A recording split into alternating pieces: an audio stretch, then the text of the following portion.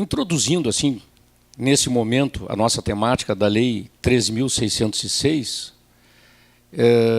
nós nos deparamos já com um certo adiantamento da matéria do ponto de vista da provocação da esfera judicial. E por esse viés introdutório, linhas atrás que eu apresentei, eu tenho a percepção que muitos têm de que os tribunais não fazem ciência, eles fazem jurisprudência. São vocacionados a resolverem casos concretos, em que pese frequentemente termos excelentes decisões, verdadeiras aulas, enfim, mas a vocação não é a vocação de elaboração de generalidades, universalidades ou identificação dessas, mas sim de solução de casos concretos. Eu, particularmente, sobre esse aspecto da Lei 13.606, eu, particularmente, militando, e aqui eu, apesar de o advogado ficar lá fora, eu não posso abrir mão da experiência do cotidiano, então cito isso, situações como, por exemplo, a possibilidade que tem a Receita Federal do Brasil de efetuar rolamentos.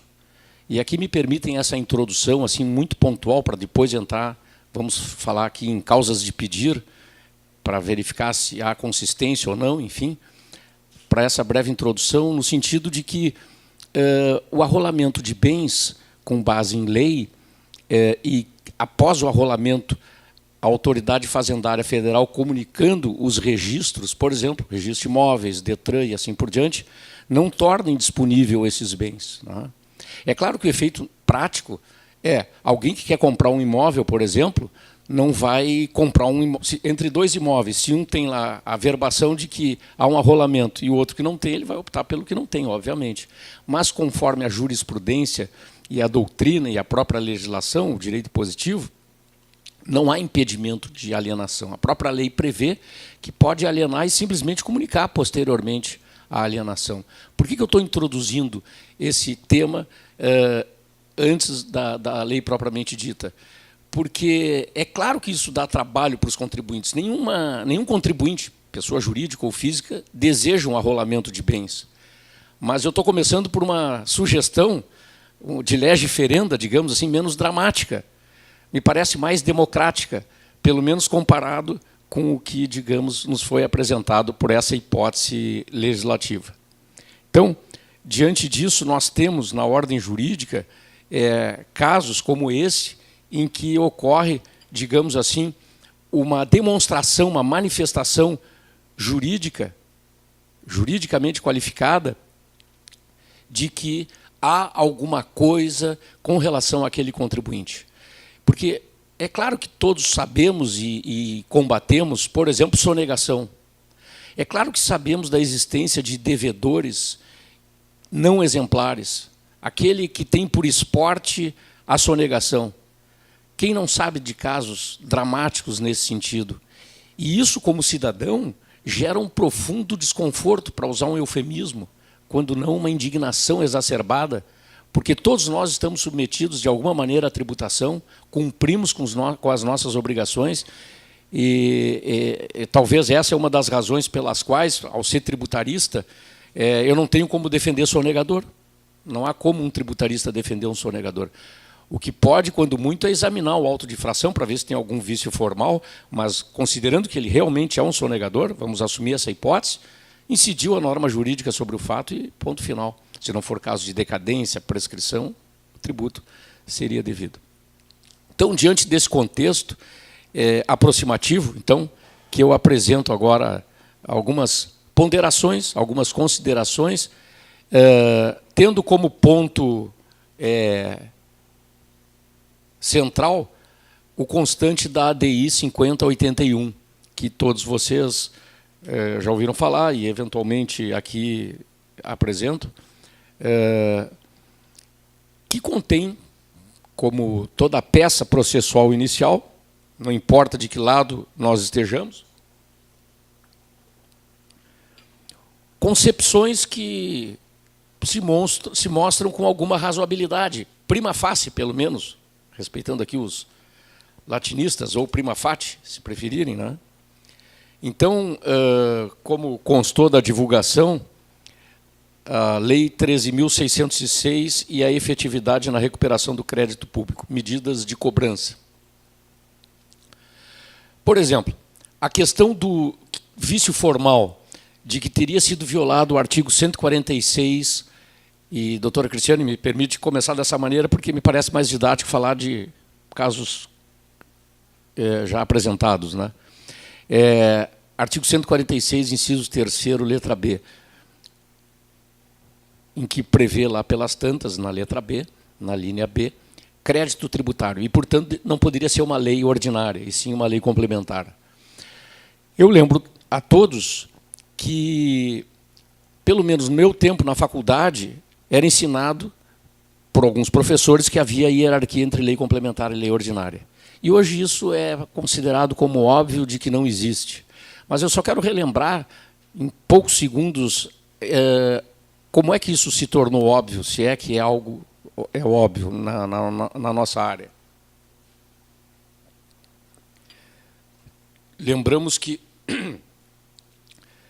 tinha uma contribuição chamada fim social, os contribuintes demandaram e obtiveram um êxito, a União teve uma perda muito substancial de finanças, e um dos argumentos era de que as alterações de alíquotas foram por lei ordinária. E nós, como advogados, dizíamos, não, tinha que ser por lei complementar. Aí a União edita a lei complementar número 70, em 91, que na primeira parte extingue o fim social e cria a chamada COFINS, que nada mais é do que um Ctrl+C, Ctrl+V, um novo diploma normativo. E aí ingressamos com outras teses.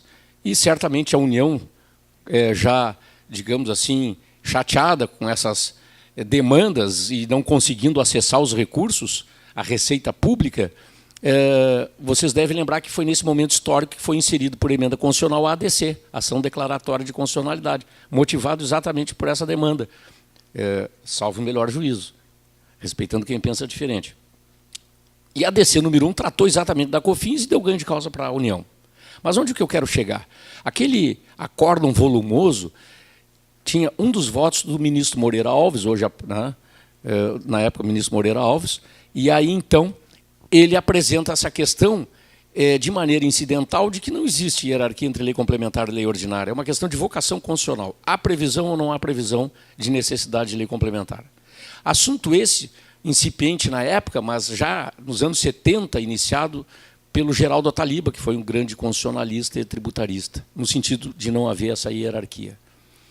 Porém, nós, como advogados, demandamos posteriormente em juízo, pedindo que havia vício na Lei 9.430, uma lei ordinária, que revogou dispositivo da Lei Complementar número 70, que previa a isenção das antigas sociedades civis, hoje sociedades simples.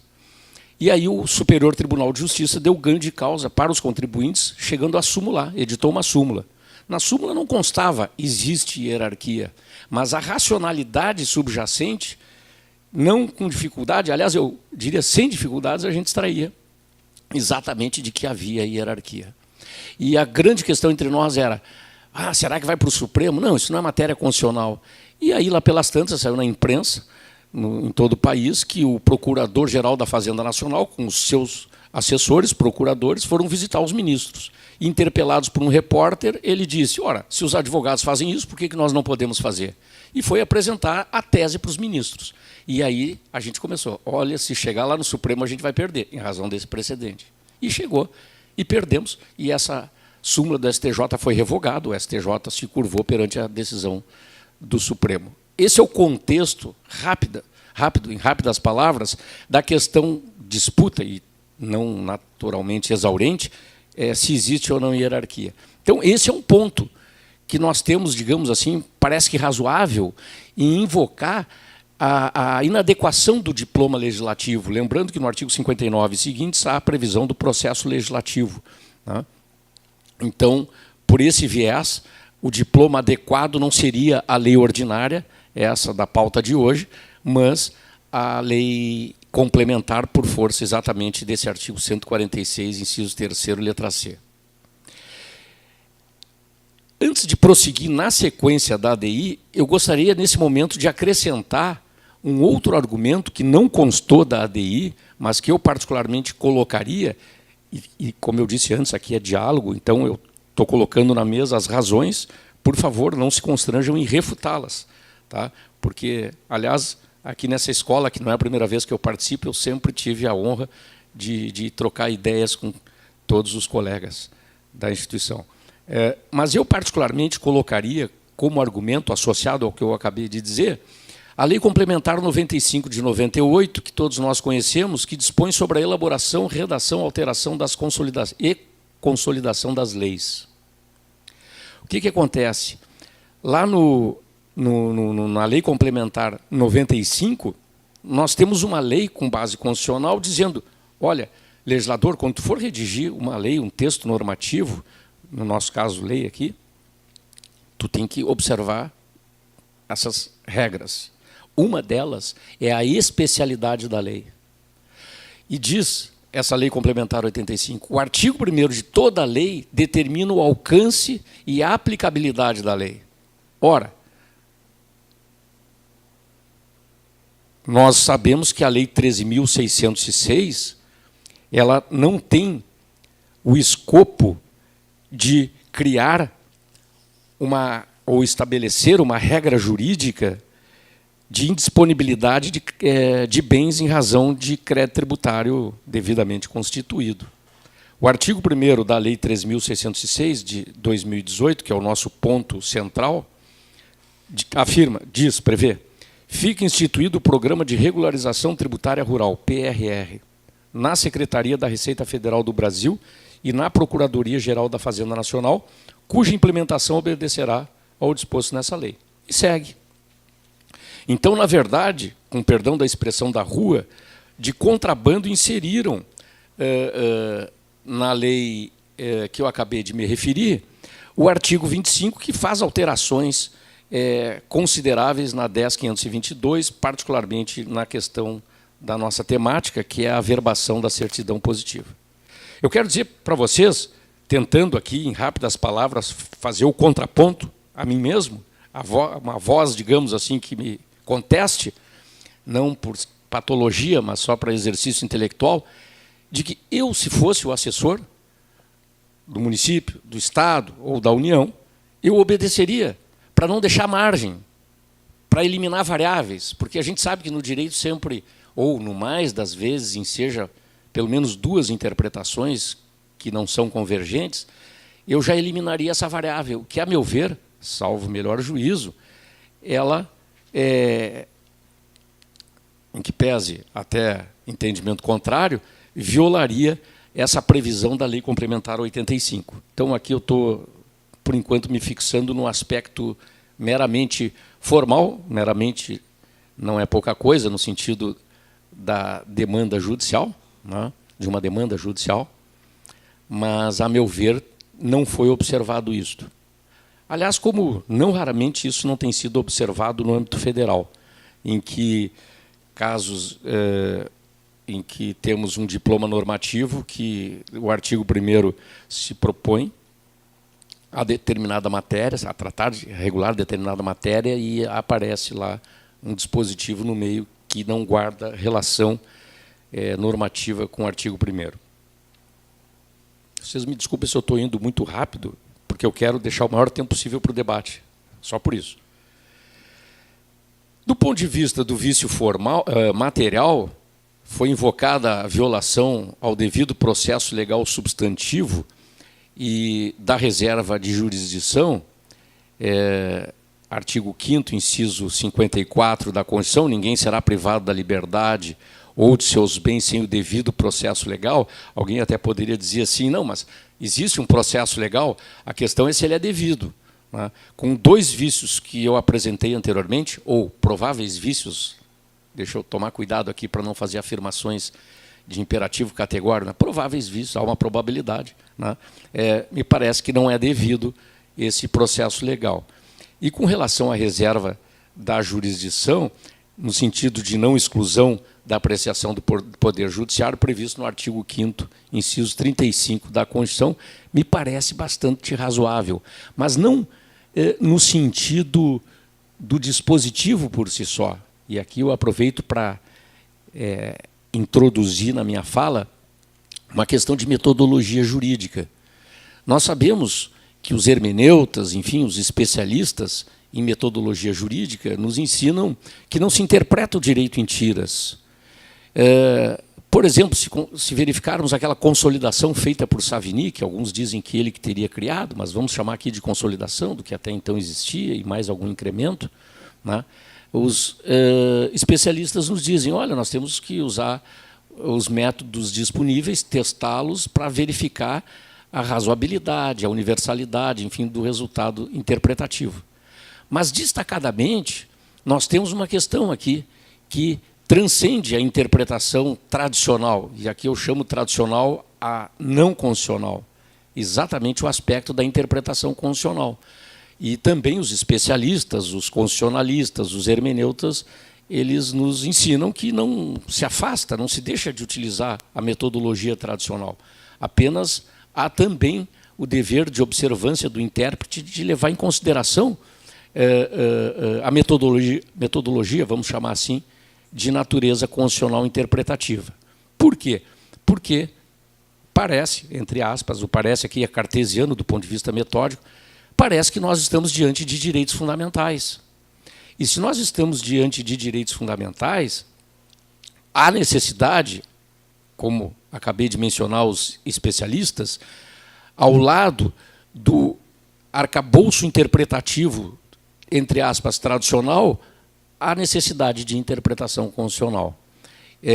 Particularmente, na sequência de dispositivos constitucionais, além do devido processo legal substantivo, e aí, só um parênteses do que eu acabei de dizer, que onde entraria, segundo vários constitucionalistas, né, a questão da proporcionalidade e da razoabilidade, não esse único dispositivo, naturalmente, mas, por exemplo, do contraditório da ampla defesa, no 55, do direito de propriedade, no artigo 5º, inciso 22, 170, inciso 2º, com relação à propriedade privada.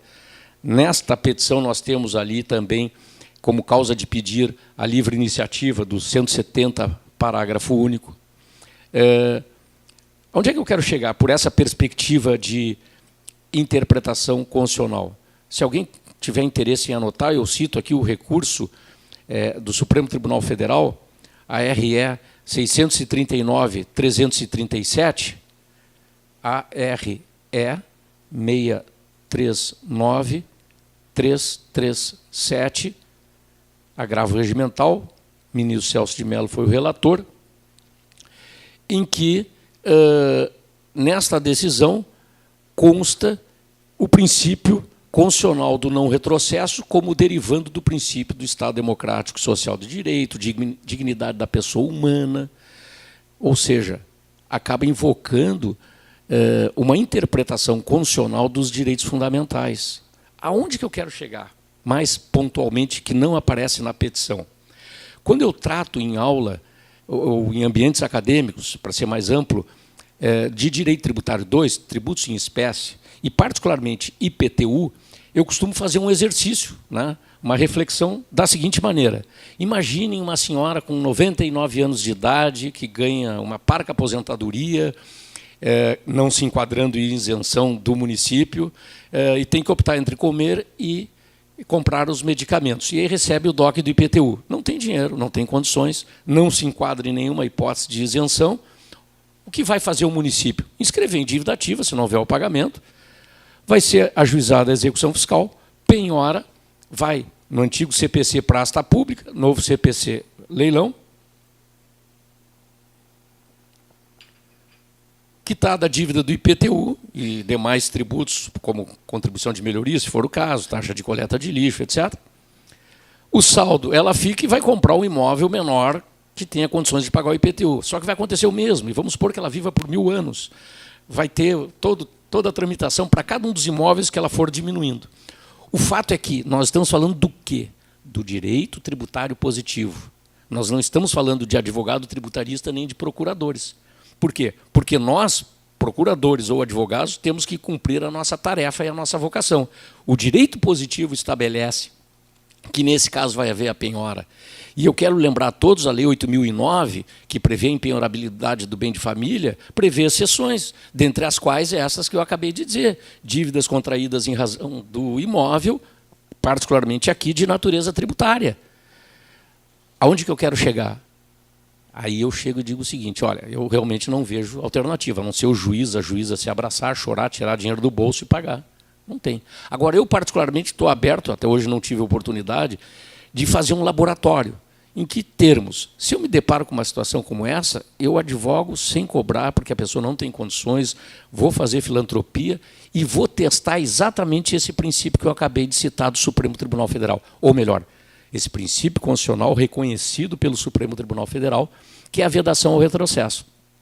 Ora, se nós temos o direito à moradia como um direito fundamental e sabemos que não pode qualquer pessoa bater a porta do Estado, lato sensu, e dizer eu não tenho moradia, eu quero uma, sabemos que os constitucionalistas interpretam a Constituição dizendo que isso não é possível, ora, também não podemos impor um retrocesso.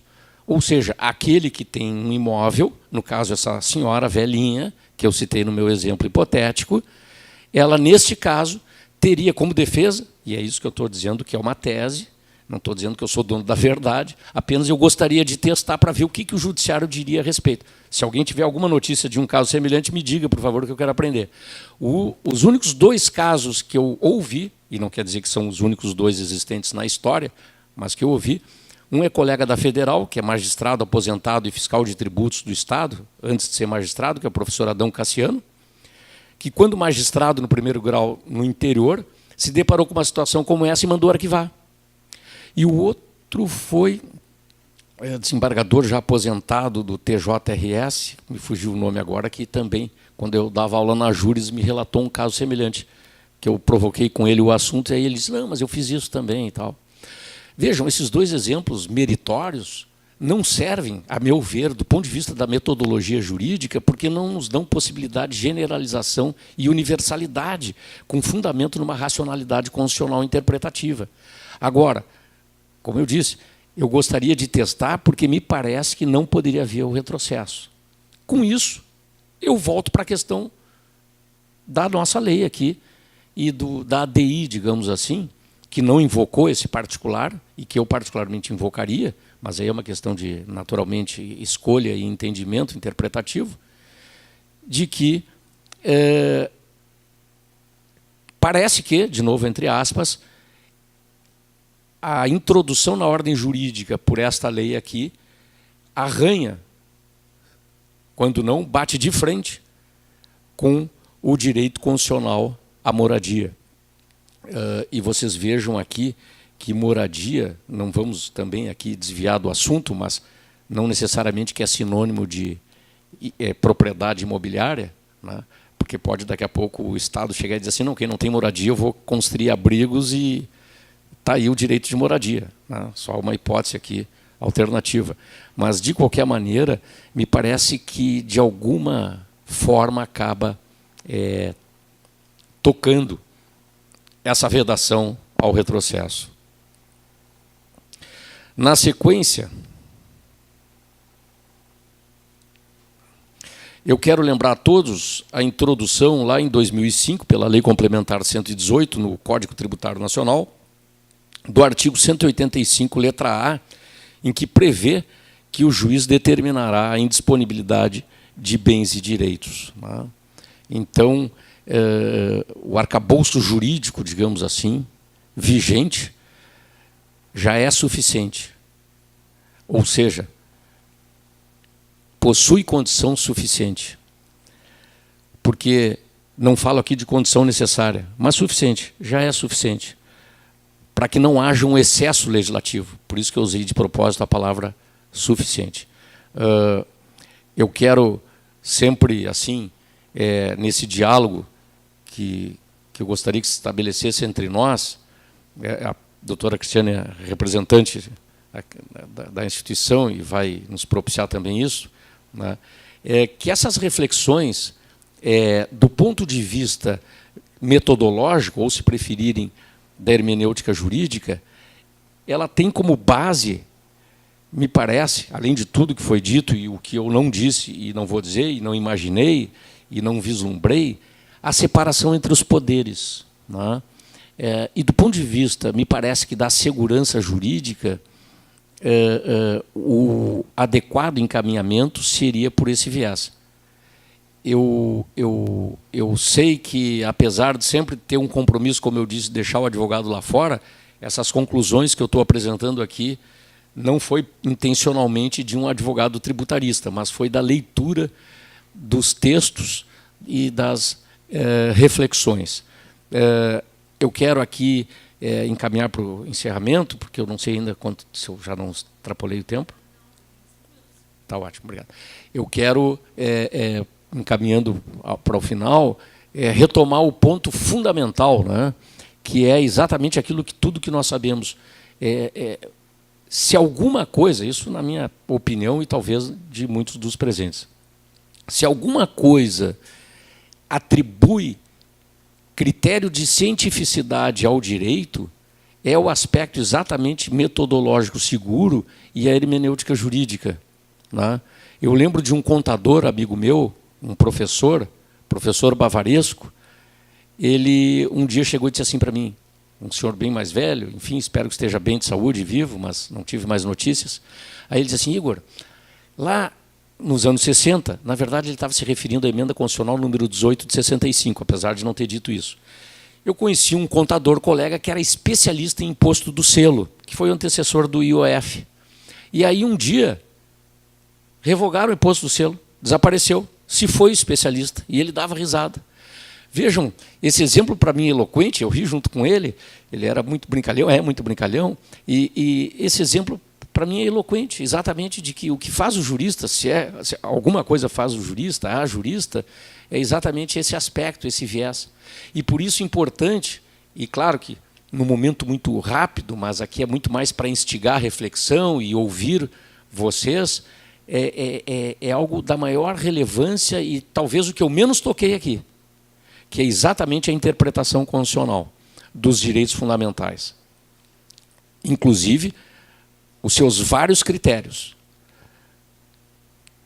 Como eu disse antes, os constitucionalistas nos ensinam, os hermeneutas, que também na interpretação constitucional não se deixa de lado a interpretação que eu aqui rotulei de tradicional, elas concorrem, elas auxiliam, né? Mas me parece que é só aí que nós vamos ter, e naturalmente todos sabem disso, cada um de nós, no nosso ambiente de trabalho, na hora de refletir, é isso que nós estamos fazendo, né? Acessando o arcabouço interpretativo, os critérios, e aí entra uma disputa, né? Aquela questão, qual é a intenção do legislador, qual é a intenção da lei, e aí a gente vai lembrar do Larens, do Enge, do Canaris, a respeito de qual a interpretação a ser dada. Mas a vontade do legislador, aqui vai ter um escopo subjetivista. Mas quem é o legislador? E eles nos lembram, não existe um legislador. Como diria Maximiliano, quando não, já está morto. Imagine aquilo que sobrou do Código Comercial de 1850, já está morto.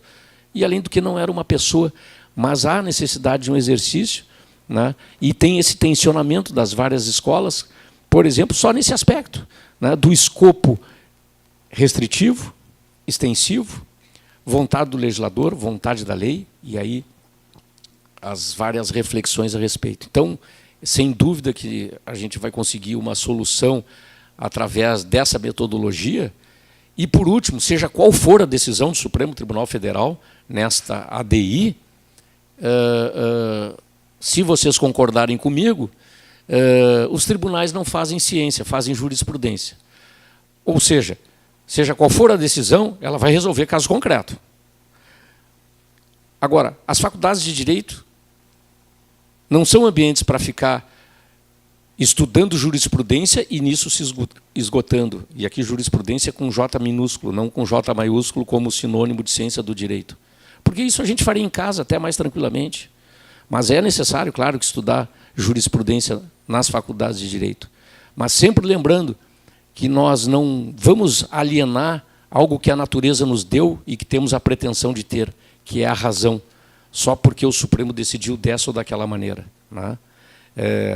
Todos sabemos aquela afirmação de que não se discutem as decisões judiciais, uma afirmação falaciosa, se for dada a interpretação extensiva para essa afirmação. Não se discute no âmbito do processo e tem que se cumprir, ou seja, entre as partes. Agora, a todos os demais que desejam refletir, está sempre aberto o questionamento. Desculpem, de novo, se eu fui muito rápido, mas a intenção era de deixar um espaço maior para o diálogo. Agradeço a atenção de todos. Doutora Cristiane, lhe devolvo a palavra. Obrigado.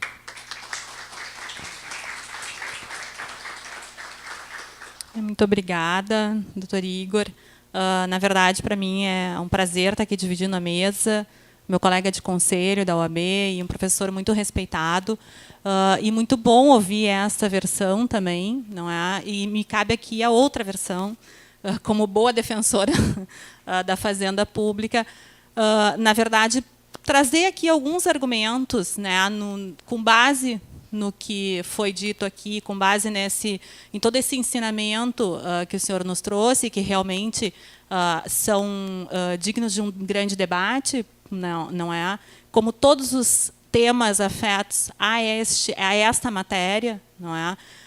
Mas dentro do contexto que nós temos hoje em relação à cobrança do crédito público, eu trago aqui algumas questões para que a gente possa pensar e aí provocar também o debate. Na verdade, essa questão, por exemplo, da reserva de lei, né? Nós tivemos esse debate muito semelhante nas ações que trataram do CADIM e do protesto de CDA, né? É a ADI 5135 e o RESP 1.126.515. Em ambos houve um grande debate, muito parecido, a meu ver, com esse debate que vem por aí, acerca da Lei 13.606. E nesses dois julgamentos, houve a definição por não haver reserva de lei para essa matéria. Então, eu penso que, neste aspecto, o STF e o STJ andarão neste caminho, né, e dando guarida à questão da lei ordinária, sem a necessidade de reserva de lei complementar, penso eu.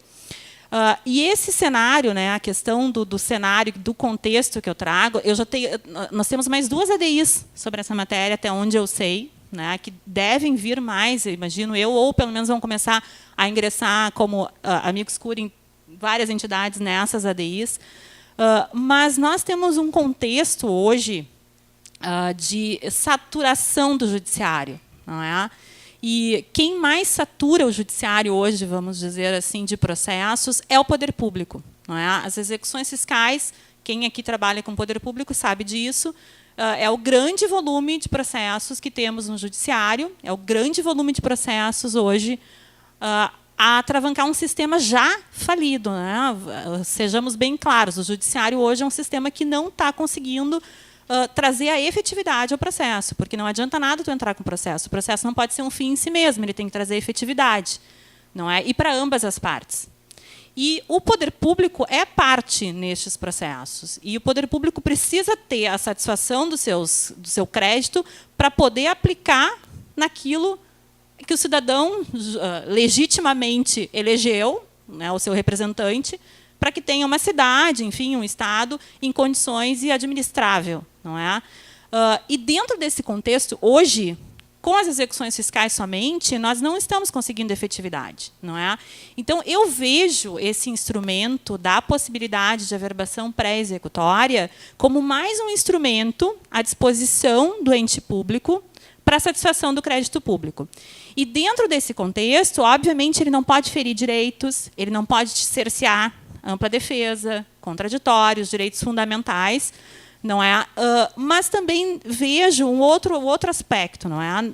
Não acho que haja uma restrição do direito de propriedade ou de qualquer direito fundamental, ao contrário, é uma anotação que vai ser feita pelo poder público. Essa anotação só vai ser feita porque há uma dívida que não foi paga, e essa dívida que não foi paga, ela tem presunção de legitimidade. O fisco tem presunção de legitimidade na prática de seus atos, não é? E mais, né, se formos olhar para o outro lado, ela também traz uma proteção para aquelas pessoas que vão negociar com devedores da Fazenda Pública e que vão ter ali, na matrícula, uma anotação de restrição ou uma anotação de que há uma dívida ativa com a Fazenda Pública. Então, a pessoa que vai negociar com aquele devedor já vai saber que aquele bem possivelmente pode ser penhorado e leiloado pelo poder público. Não é? Então, esse seria um aspecto que, a mim, pelo menos, dentro do que eu ando estudando e lendo, não traria uma restrição a ponto de ferir qualquer direito fundamental. A lei de execuções fiscais, por seu lado, ela não exclui outros instrumentos, não é? Então, ela não há essa exclusão, um protesto CDA, averbação pré-executória. Acho que ela racionaliza procedimentos, esse instrumento vem racionalizar. Aqui em Porto Alegre, professor Igor, nós temos, dentro de alguns anos, nós estamos com essa prática de diminuir o ajuizamento de execuções fiscais e utilizar outros instrumentos alternativos de cobrança do crédito público. Justamente por toda uma situação financeira que o país inteiro vive, os municípios não é diferente, né? E precisamos de alternativas para que possamos reaver dinheiro, não é? Recuperar o crédito público e aplicar nas demandas da cidade, que não tem sido muito fácil. E desde que se adotou novos instrumentos, como o protesto, como o Serasa, a negativação, enfim, a gente tem verificado, né, pela atuação exemplar aqui de Porto Alegre, e Porto Alegre é referência para isso, um aumento na arrecadação muito grande. Não é? É referência para o país todo a arrecadação de Porto Alegre. E Porto Alegre sempre foi pioneira na utilização desses instrumentos e na defesa desses instrumentos. E uma das questões, já me finalizando, porque eu sou só a debatedora aqui e quero só provocar, acho que o que mais nos move no sentido de utilizar esses instrumentos alternativos que que a lei vem proporcionando ao poder público é retirar do judiciário processos. Não é? Porque o processo de execução fiscal ele não anda, o processo de execução fiscal ele permite milhares de recursos, nós temos processos tramitando há 15 anos. O Alexandre, que meu colega, pega processos de 15, 20 anos, não é? Tramitando. E aí há o direito fundamental também do credor. Eu sou credora. Eu tenho um direito fundamental de receber meu crédito. O município de Porto Alegre tem o direito fundamental de receber o seu crédito e, por consequência, a sociedade. Porque eu recebendo, o município de Porto Alegre, quem vai receber é o contribuinte, não é de forma indireta. Então, eu vejo muito esses instrumentos desta forma. Temos um debate aí a fazer, com certeza, em relação a restrições de direitos, e acho que essas restrições não vejo como elas serem impostas nesse caso. Acho que a reserva de lei ela vai ser afastada pelo STF e STJ, pelo que eles vêm decidindo nessas outras ações semelhantes. Não é? Mas vejo muito como uma forma alternativa de cobrança a retirar do judiciário o que não é necessário estar no judiciário. Não é? Às vezes, execuções pequenas que nós temos ali, a Fernanda, aqui, a divisão de arrecadação, e o Rodrigo estão aqui. Às vezes, valores muito pequenos, nós vamos entrar com um processo de execução que vai ser mais oneroso do que o próprio valor em cobrança. Né? Então, o que eu queria trazer essa visão da Fazenda Pública, né, no sentido de que é um instrumento à disposição e que eu acho que a gente pode trazer ele para o mundo, né, da aplicação, e Porto Alegre e os outros entes devem rumar para isso, sem restringir direitos, observando o devido processo, sem retirar, sem esgotar essa análise, observando ampla defesa e contraditório, mas sendo mais um instrumento de efetividade do crédito público. Obrigada, Igor, pela tua presença aqui, muito obrigada pela tua disponibilidade, obrigada à escola pelo convite, e a palavra, então, está franqueada.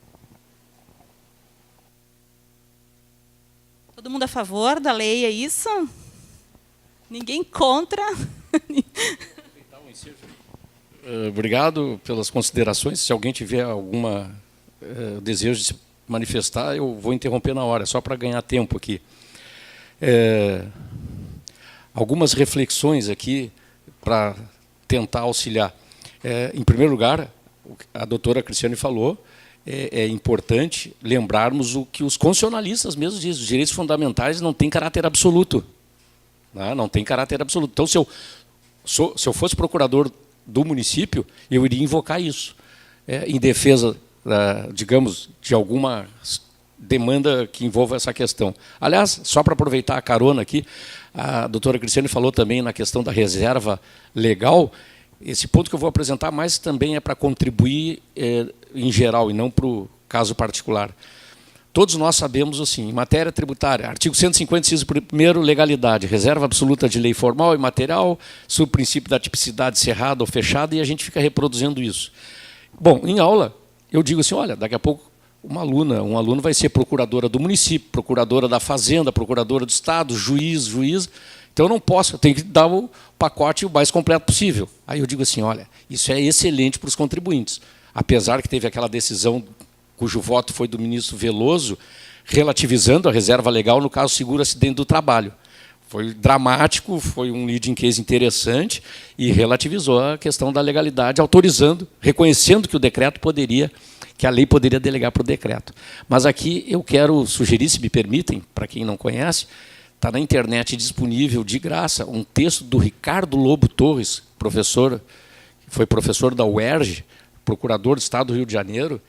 Eu não lembro exatamente o título, mas digitando Ricardo Lobo Torres, tipicidade tributária, tipo tributário, ele tem um texto denso que, para minhas luzes, foi um texto difícil, eu tive que ler e ler de novo. E ele conclui, vou falar baixinho, ele conclui que o tipo tributário é sempre aberto. Ainda bem que os tribunais não viram isso para os contribuintes, porque é dramática essa conclusão. E vou dizer para vocês, não é uma conclusão assim, não, é sempre aberto. Deem uma olhada nos fundamentos. Eu confesso que, como vocês, pensadores do direito, eu balancei. Eu não vou dizer que eu tenho posição firme. Então eu prefiro suspender o juízo. É claro que, como advogado, eu tenho certezas, mas não é isso que vocês querem ouvir. Eu tenho dúvida profunda a respeito disso. Né? Disso que? Da jurisprudência e da doutrina majoritária, dizendo que o tipo é sempre fechado. Isso, se eu fosse procurador, eu usaria, né? Contra, digamos, nas demandas. Né?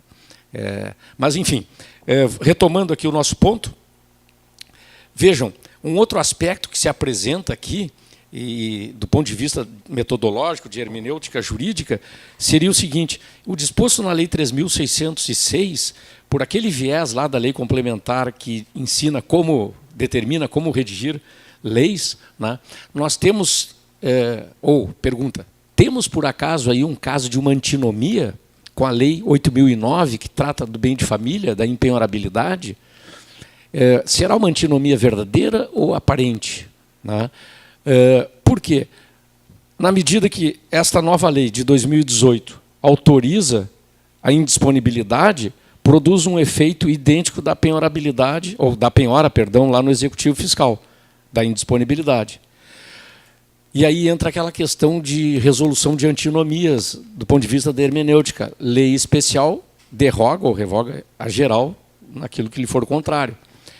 E aí vem a questão, qual é a lei especial aqui?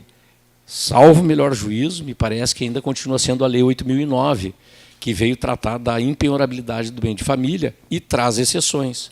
Então, eu diria, se eu fosse, digamos, assessor lá, claro, é fácil ser engenheiro de obra pronta, né? Estou desconsiderando isso, tá? Não é nesse sentido, mas imaginem, eu poderia ter dito, quem sabe faz uma alteração na Lei 8.009, lá seu, né? Considerando, inclusive, o aspecto da lei complementar que eu falei antes, o artigo 1º iria especificamente... Com isso eu vou eliminando variáveis, fechando portas, digamos assim, que eventualmente ficarão abertas. Com relação aos instrumentos alternativos à execução fiscal, foi meu aluno, para minha honra, para o meu currículo, e não currículo do aluno, o doutor Evandro Azevedo, que é titular do primeiro cartório de protestos em Porto Alegre. E aí, num dado momento, primeiro conversando previamente com ele, e ele concordou, aí eu chamei ele na frente da turma para ele dar uma aula, por essa perspectiva, que amanhã depois tem aluno que vai ser procurador do município, procurador, enfim, magistrado, dar uma aula mostrando que é possível registrar no cartório de protesto a certidão. E isso já faz bastante tempo.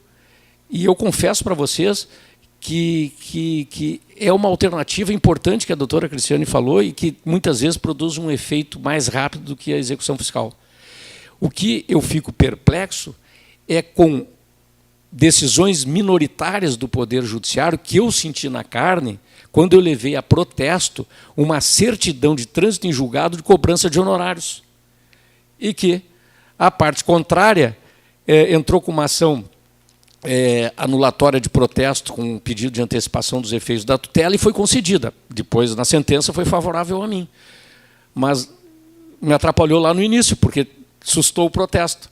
Ora, com vários precedentes, ou seja, o que se fala em termos de alternativas ao Executivo Fiscal, o que quer? É isso que a doutora Cristiane falou, desafogar o Poder Judiciário. Então, eu sou favorável a isso. Eu sou favorável, respeitando, né, todos os entendimentos, inclusive a respeito de constitucionalidade e legalidade, eu sou favorável. Por quê? Porque eu não posso esquecer que eu também integro esse grande condomínio chamado município. E a gente sabe muito bem, quem morou em condomínio, quem mora em condomínio, o que significa um morador não pagar o condomínio. Todos os demais carregam nas costas aquele que não paga. E isso é dramático. Isso é do cotidiano. Então, não é de hoje, inclusive, me parece que nem vem dos tributaristas, seria mais dos especialistas em ciência das finanças e ciências econômicas, que, teoricamente, quanto maior a base, menor é a pressão fiscal, menor seria a carga tributária, em razão da participação, se não de todos, da maioria. Eu digo se não de todos, da maioria, porque tem aqueles casos de necessidade notória de isenção, enfim, que aí, claro, notória, mas sempre ao escrutínio da política fiscal.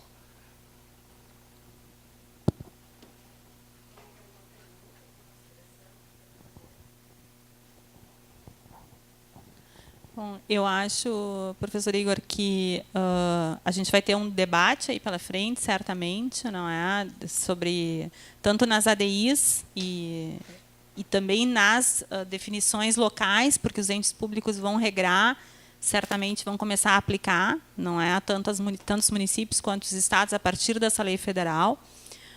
E acho que é muito válido esse momento que nós estamos aqui para esse debate, justamente para que o município, né, e aqui a gente tem representantes do município, possa bem avaliar a melhor forma de aplicação para evitar qualquer ferir direito, não é, ou pelo menos uma tentativa de preservar a legalidade e o devido processo.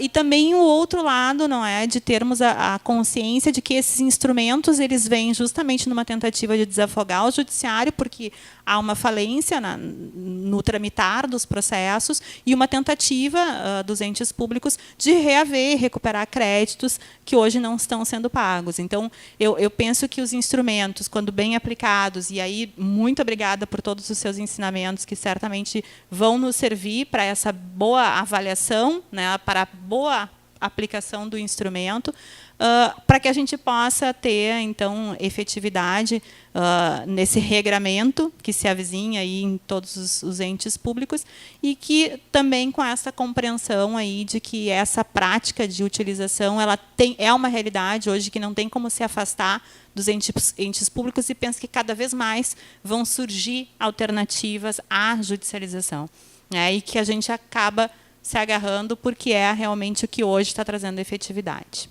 Então, muito obrigada.